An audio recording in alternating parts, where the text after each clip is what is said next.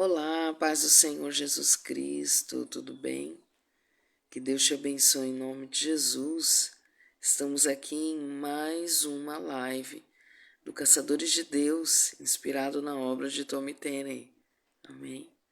Gostaria de orar primeiro para a gente dar início e continuidade, né, a esse projeto Caçadores de Deus. Tá certo? Feche os seus olhos, vamos orar ao Senhor. Soberano Deus e eterno Pai, nós te agradecemos, Senhor, por mais essa oportunidade na Tua presença e te pedimos, Senhor, que o Senhor venha falar conosco através desta obra, da Tua palavra. Senhor, fala aos nossos corações, em nome de Jesus. E nós temos certeza, nós temos convicção de que, Senhor, aonde o Senhor está, onde há a Tua presença, Pai amado, a cura se estabelece sobre nós, no nosso corpo, na alma e no espírito. E eu te peço neste momento, Senhor, pelas nossas vidas, pela vida dos teus filhos que ainda vão assistir essa live, em nome do Senhor Jesus. Amém e graças a Deus. Amém? Que Deus te abençoe em nome de Jesus. Vamos dar continuidade então hoje, capítulo 7, do livro Caçadores de Deus, de Tommy Tenney, né? E ele, nesse capítulo, ele vem falar que Deus, se ele já fez uma vez, ele vai fazer de novo, né? E ele começa assim o capítulo: queremos que Deus transforme o mundo. No entanto, ele não vai transformar o mundo antes que consiga nos transformar. Então é algo que nós já sabemos, já temos esse entendimento, mas aqui o Tommy ele aprofunda um pouco mais e traz uma visão a respeito da própria palavra, de que Deus ele vem nos ensinar que de fato ele deseja nos transformar. E como ele faz isso, né? Uma das formas que ele faz isso. Então, ele fará de nós vasos de honra, poder e vida, né? Aí ele diz assim: afinal, não foi ele que transformou pescadores analfabetos em revolucionários, né? E cobradores de impostos mal afamados em avivalistas destemidos? Se ele fez isso uma vez, ele pode fazer de novo. E vai, e está fazendo, e sempre fez, né? E aí ele dá continuidade, e lá deixa eu passar para cá. Ele vai dando continuidade na página 81, né? Na página 81 ele fala: algo está acontecendo no corpo de Cristo. Muitos de nós, e cada vez mais irmãos, já não suportamos mais brincar de religião. E é o que a gente tem falado em todas essas lives baseadas nesse livro, né? De que há ausência, não é mesmo? Na grande maioria das igrejas, dessa glória de Deus, da presença de Deus, né? Então, é óbvio que o desejo do nosso coração é ver a igreja avivada, é ver o povo avivado, pulando, né? Gritando na presença do Senhor, não é mesmo? E isso sim é possível e é o que Deus quer. E precisamos ter essa fome de Deus. Precisamos ter essa fome de Deus. Lá no início do livro, ele fala muito sobre isso, sobre a fome de Deus, que todos têm a fome de Deus. Só que, infelizmente, habituados às tradições, acostumados, a gente falou sobre isso na última live, perdemos, né, essa oportunidade, tá? E aí, na continuação, ele fala: estou em busca de cidades inteiras. Aqui, a partir daqui, ele começa a falar, ele faz uma comparação incrível sobre demarcação de território, né? Então, isso é um desejo do coração dele, do escritor, né? como evangelista, né? Onde ele diz que ele procura cidades onde há pessoas que não conhecem a Jesus. Então, na verdade, o nosso grande objetivo não é apenas avivar o coração do povo de Deus, mas é que esta mensagem alcance pessoas que não conhecem a Jesus, mas que já estão sentindo também uma necessidade de conhecer a Deus, porque é a fome de Deus. Então, lá antes de eu aceitar Jesus, quando eu era espírita de Allan Kardec, o que eu estava procurando? Senão Deus, né? Então, cada pessoa, mesmo que não esteja na igreja, está procurando Deus, tem fome de Deus. Então, ela vai nos lugares, ela não está entendendo ainda, né? Meu esposo aí participando, que Deus abençoe, te amo muito. Ele escreveu: glória a Deus, que esta fome e sede de Deus possa inundar nossas vidas nesta manhã, em nome de Jesus Cristo. Amém. Amém. Então, a fome de Deus é que nos leva a buscar. E aqueles que entendem que tem realmente este chamado, e não é um chamado específico para algumas pessoas, não. Deus chamou a todos nós para levar o evangelho. Então era algo que não deveria depender só de evangelistas, pastores, ou os membros, ou os obreiros, não. Não é só de um, é de todos nós. Uma vez que nós conhecemos a Jesus, nós automaticamente nos animamos a falar desse Jesus. Tem gente às vezes que nem sabe que você é cristão, que você é cristã, né? Porque simplesmente você não está deixando isso transbordar na tua vida. E aí aqui nesta parte ele vem falar sobre colocar estacas, fincar estacas em lugares estratégicos, né?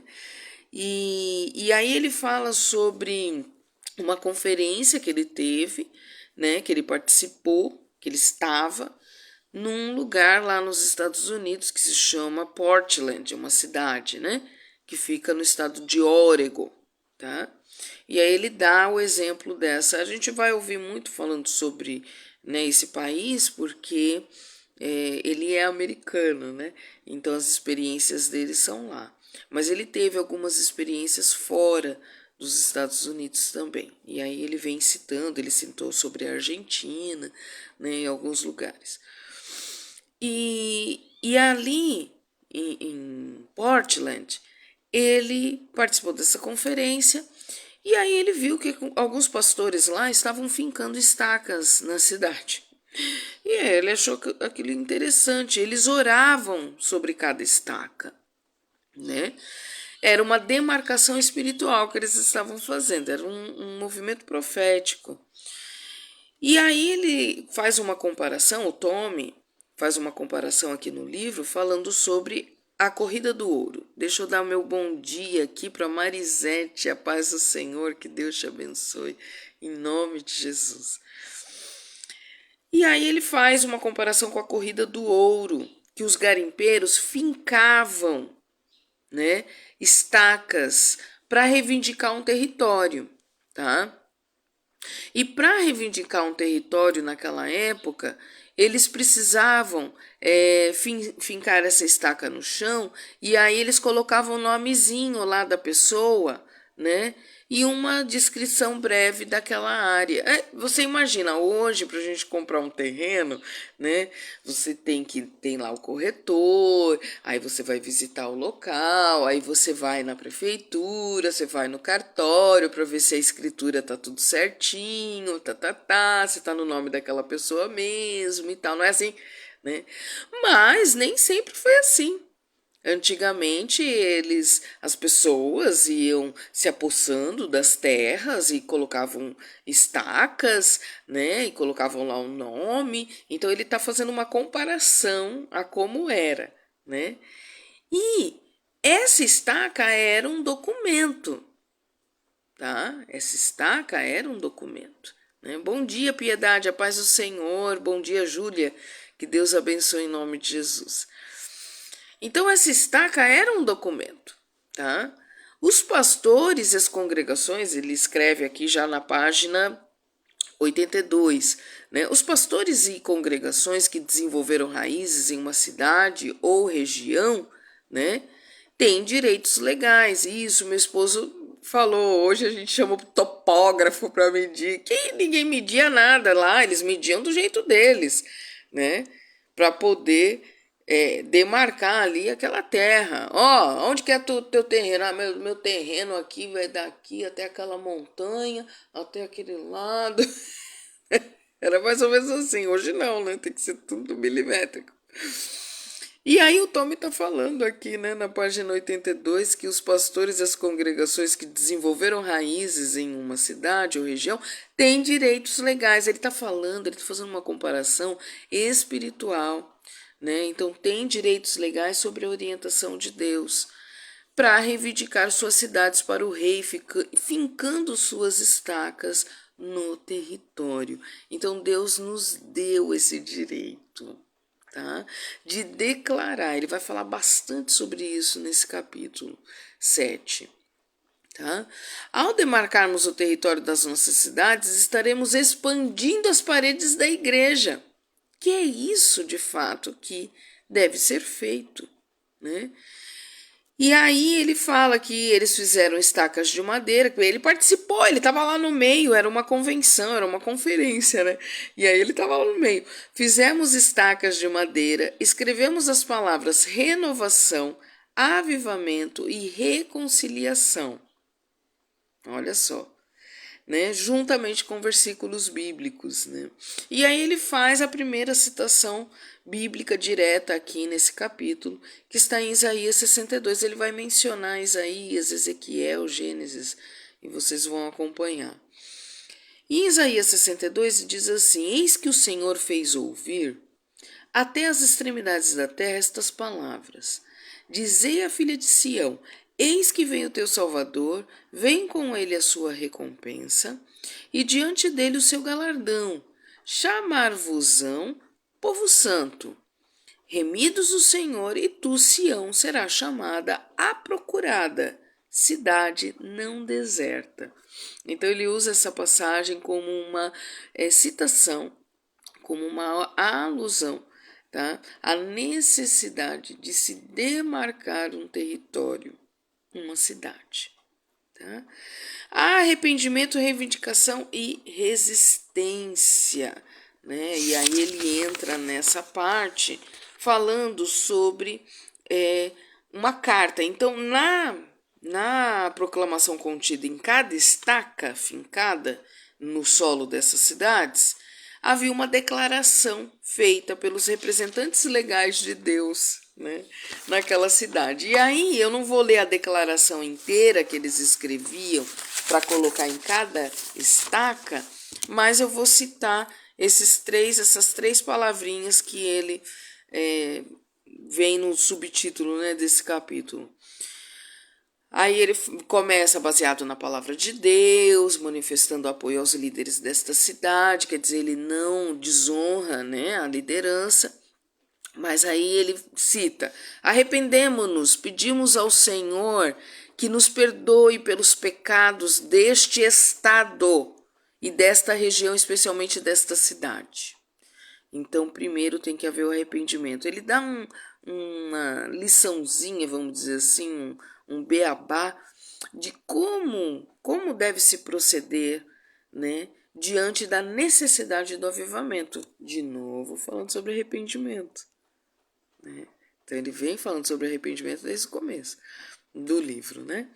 Reivindicamos, clamamos pela vinda do reino de Deus para que sua vontade seja feita nesta cidade. Ele está declarando, né? Ele está reivindicando.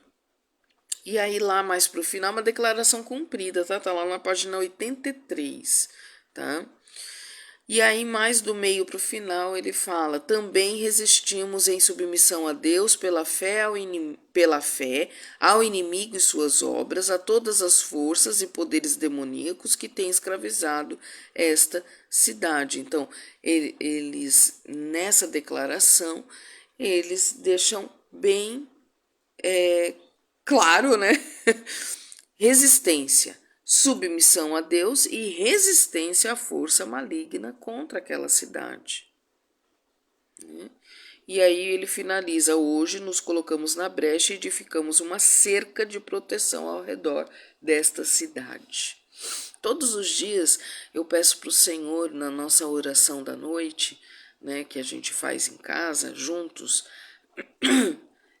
Senhor, cerca a nossa casa com muralhas de fogo. Quer dizer, cerca, finca estacas, quer dizer, demarca, delimita, tá?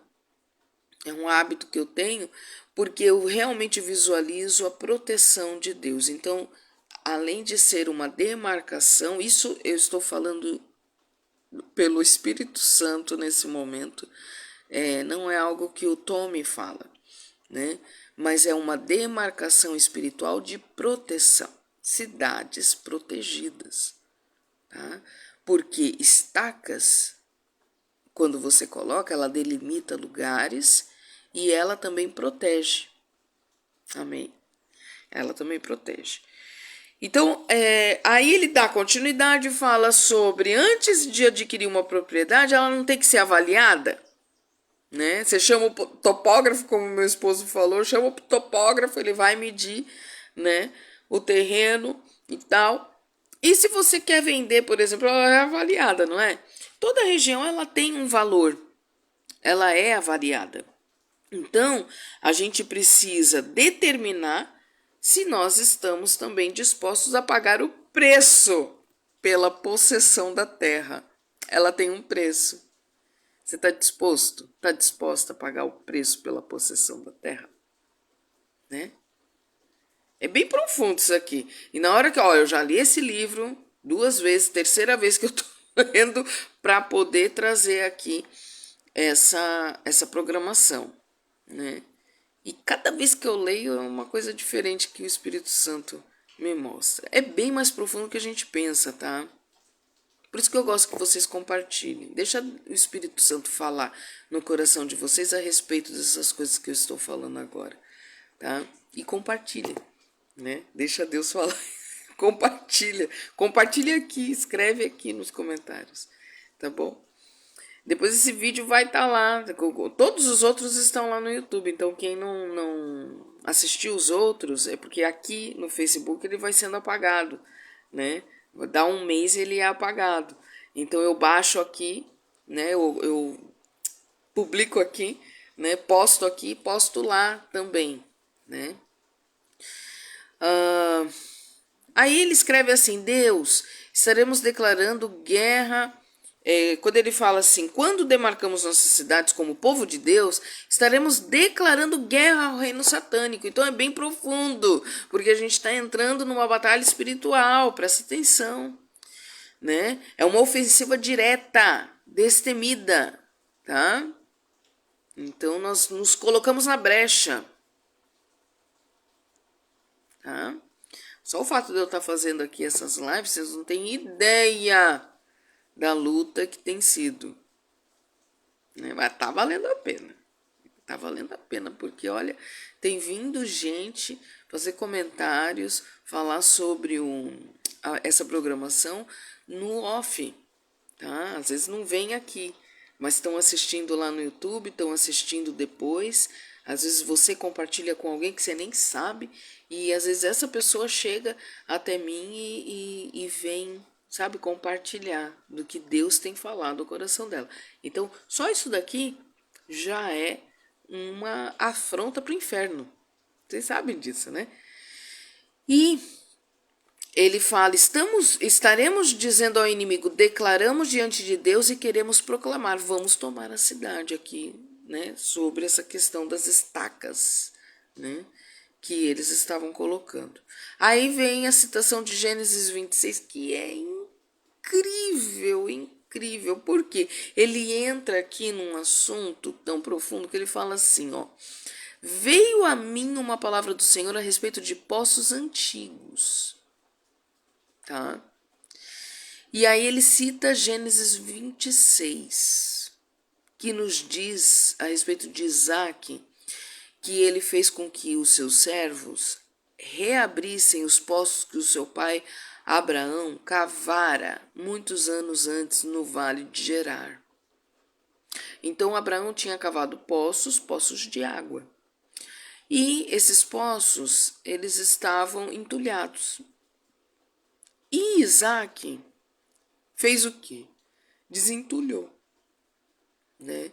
E lá em Gênesis 28, eu preciso citar todo esse trecho, né? Porque ele fala assim que embora os filisteus eles tivessem entulhado, porque foram os filisteus que entulharam os poços, né? Embora os filisteus tivessem entulhado, né, aqueles poços depois que Abraão morreu, Isaac chamou, né, os chamou por seus nomes de origem, quer dizer, ele encontrou tanta água, porque aí, quando foi desentulhado, Pai do Senhor, irmã Iracema, que Deus abençoe em nome de Jesus. Quando Isaac desentulhou, ele encontrou tanta água, né? E ele teve que trabalhar muito contra os filisteus que começaram a assaltar muito, né, ali, eles. E aí mudou-se finalmente para Berseba, ou Poço do Juramento, tá? Foi ali que Jacó teve um encontro com Deus vivo e descobriu seu verdadeiro direito de primogenitura no plano de Deus, está em Gênesis 28. Então, Gênesis ali a partir de 26, aí 27, 28, fala sobre esse episódio, essa reabertura dos poços. E aí o Tommy, ele começa a entrar nesse assunto, tá? Eu tenho... Bom, se eu não tivesse convicção, eu não estava trazendo esse livro para cá. Eu já trouxe outros livros, né?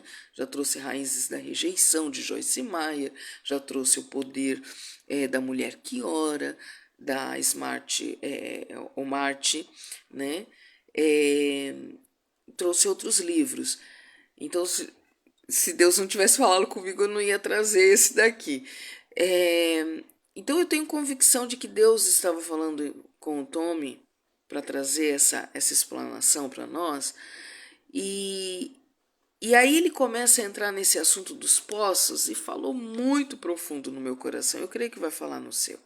O Senhor, ele está, a partir de hoje, e eu vou declarar isso, tá? Em nome de Jesus, desobstruindo poços antigos do avivamento, tá? Nestes dias. A gente sabe que Jesus vai voltar, não sabemos quando, mas estamos vivendo tempos difíceis. Imagino eu que o povo de Deus, no tempo da Primeira Guerra Mundial e de outras pragas e pestes que aconteceram na Terra, né, provavelmente na época dos holocaustos, né, das guerras, né, na Europa, mesmo o povo cristão espalhado pela África, não importa. Eu acredito que em outros momentos o povo de Deus sentiu, né, o final dos tempos. Mas nós estamos falando de guerras e de torturas e de grande sofrimento de coisa de 2, 3 séculos. Comparado com o tempo que a Terra tem, realmente o final dos tempos pode durar aí alguns séculos. Pode durar, né? O povo de Deus, no tempo que Jesus foi crucificado e ressuscitou, e ali um períodozinho logo em seguida, o povo já estava achando que ele ia voltar. É óbvio, né? Então, assim, aconteceram muitas coisas. Muitas coisas. Os séculos foram se passando, grandes transformações, grandes batalhas espirituais aconteceram. O protestantismo, a revolução dentro da igreja, né? Olha quanta coisa aconteceu. Mas hoje nós vemos sinais que não se via antes. E aí ele fala que Deus ele está desobstruindo poços antigos do avivamento nos dias de hoje. Deus vai reabrir os poços antigos antes de trazer à tona novos poços. Amém?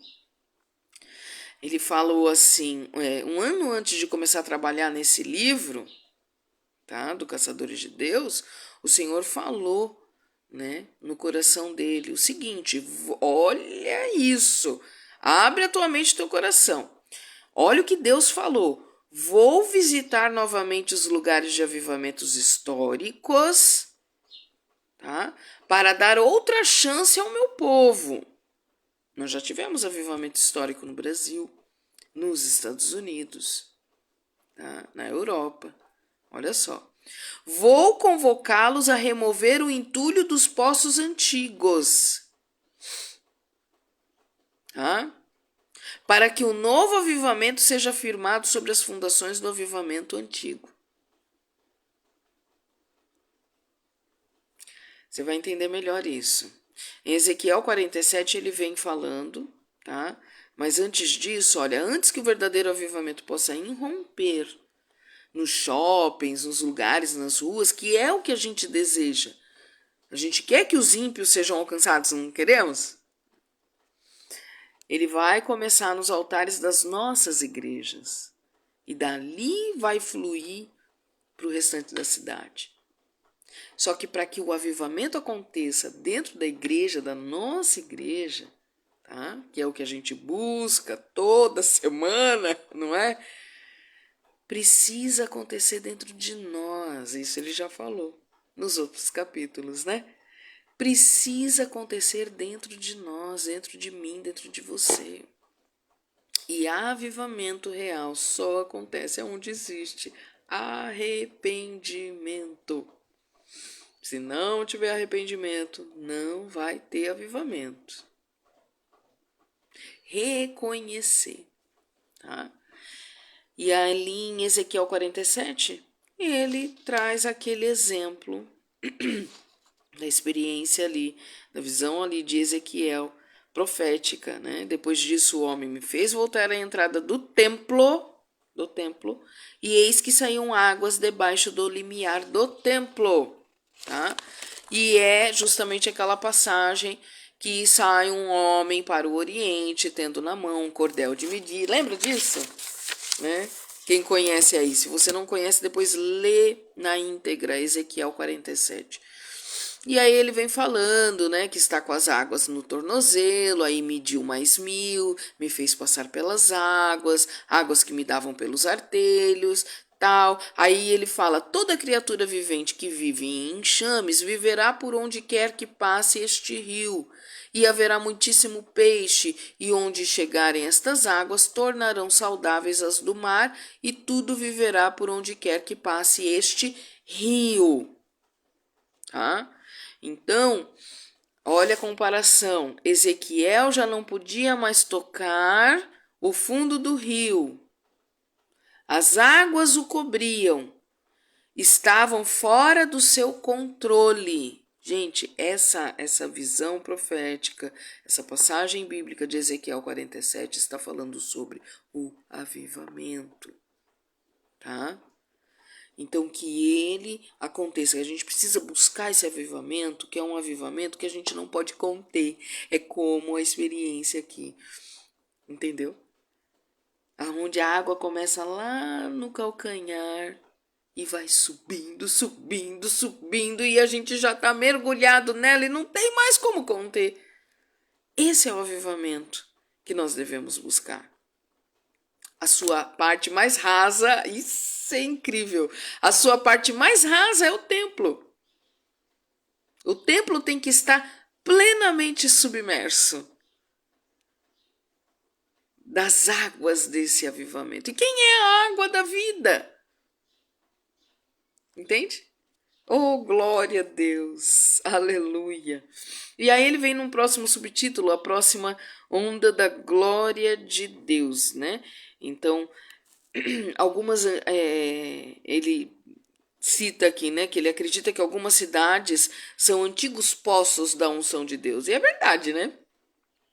É verdade, se a gente parar para pensar, né, são lugares de avivamentos históricos. É porque lá eles tiveram o avivamento da Rua Azusa. E foi algo assim tão grandioso que virou livro, virou documentário. Se você não viu, depois vai lá no YouTube. Eu mando para você o link se você quiser, tá? Mas se você quiser pesquisar, pesquisa. Tem livro que fala sobre o avivamento da Rua Azusa. Gente, leiam, assistam, vale a pena.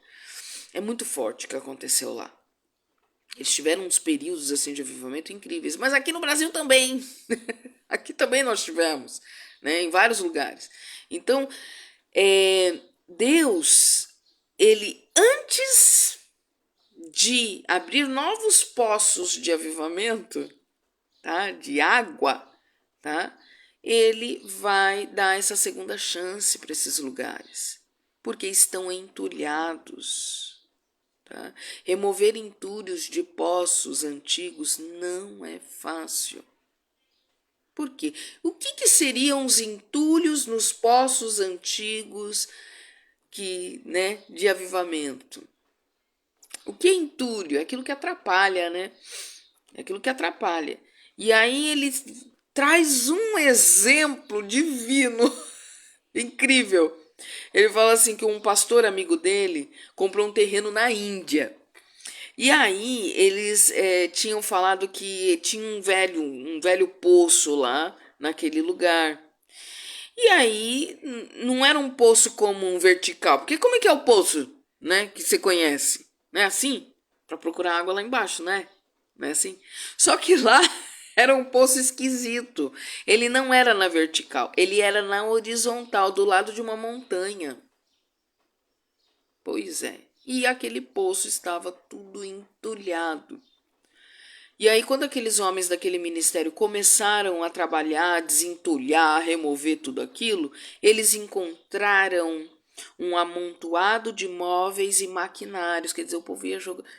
Tem gente que não pode ver um espaço vazio que vai jogando entulho. Ah, joga lá naquele buraco. Jogaram lá naquele poço. Né? Então, móveis antigos, maquinário velho, abandonado, mato, imagina, o caos, né? E ali centenas de cobras, né? E tal, também tiveram que ser tiradas de lá. E aí esse amigo dele, pastor, falou para ele assim: limpamos todo o local e fomos dormir. E aí, quando acordamos na manhã seguinte, a gente achou que ia ter uma pocinha, pelo menos, de água ali paradinha, né? Que eles estavam com essa esperança, né, de ter uma pocinha de água, porque esvaziaram tudo, a água começa a vir. Esvazie tudo. Desentulhe os poços para que a água possa vir. Aleluia! Só que aí quando eles acordaram, o que tinha lá? Uma torrente de água. Aleluia! Olha que exemplo. Né? Deus nos mostrando, precisamos desentulhar os poços, tirar as coisas velhas, tá? Aquilo que está te atrapalhando. E aí ele escreve assim: nos últimos anos, Deus tem desobstruído lugares onde a sua presença permanece perene. Perene significa, parece que está morrendo. Mas por quê? Está entulhado, né? Tem entulho, tem dificuldade. Aí vamos aprofundar sentimentos, tem orgulho, tem muita dor, muita tristeza, muita mágoa, né? Tem muitos pensamentos contrários à vontade de Deus, tem que desentulhar. Ele tem trazido vida a milhares de perdidos e crentes sedentos. Ele vem, ele quebra padrões, ele quebra rotina, ele não precisa dessa coisa amarrada que os homens fazem, né? Não tem que ser assim, tem que ser desse jeito. Não. Ele vem, ele confirma, ele mostra como ele fez no Antigo Testamento, ensinando os homens, olha, tem que ser assim, tem que ser desta maneira, o templo tem que ser assim. É óbvio, eu não estou falando disso, tá? Ele vem no Novo Testamento através de Paulo, né? Grande parte de todos esses ensinamentos foi através da vida de Paulo, o apóstolo, né? Aonde Paulo fala sobre, olha, ordem, decência no templo, né? Mulheres têm que ser assim, homens têm que ser assim, líderes têm que ser assim, tal. Ele vem dando essa orientação. Não é disso que eu estou falando, tá? Deus, ele vem quebrar padrões, vem quebrar crenças que atrapalham, que entulham os poços de águas, tá bom? E ele vem o quê? Trazer crentes sedentos que estavam perdidos para o seu caminho. Tá? Existe um poder, e aí ele fala sobre o poder da peregrinação. Porque entenda, se nós precisamos fincar estacas, demarcar territórios, nós precisamos peregrinar. Amém? Aqui ele fala, ainda voltando em Ezequiel 47, o que ele falou? Ezequiel não podia mais tocar o fundo do rio, as águas o cobriam, né? E ele fala aqui que quanto mais ele andava, mais ele mergulhava. Entendeu? Então nós precisamos peregrinar. Nós precisamos evangelizar, espalhar a boa nova. Então esta nova onda da glória de Deus, ela é um produto da perfuração do poço da sua presença pelo povo e vai explodir, assim como ali aquele poço que aqueles pastores e aquele ministério desentulharam, não é mesmo? E a água veio, né? E é assim que a glória de Deus vai encher toda a terra, lá em Isaías 6, versículo 3 e Abacuque 2, 14, né? Fala, fontes de água da vida transbordarão. Tá? Então, se você está precisando de renovo, chegou a hora de desentulhar os poços. Aleluia. Você não terá que ir às águas do poço artesiano. Elas virão até você. Quando a gente desentulha, elas vêm. Quando a gente se aquebranta, a presença do Senhor vem. Quando a gente se arrepende, Jesus vem. Por quê? Aonde tem bagunça e entulho, é bagunça da alma, tem bagunça, não tem presença. Tá tudo bagunçado, não tem presença. Não tem presença de Deus. Tá? Deus está aonde está tudo limpo e organizado. Na alma, no corpo, na mente, na casa, na igreja, em todos os lugares. A glória de Deus, a glória de Deus sempre buscou preencher o vazio na vida dos homens. Vazio, tá?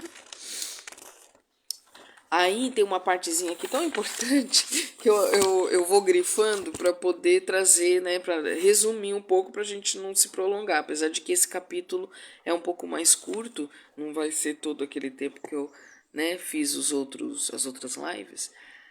Mas eu preciso ler esse pedaço que eu achei muito interessante. Ele fala assim que enquanto ele se preparava para o culto daquela noite, ele estava ouvindo as notícias locais.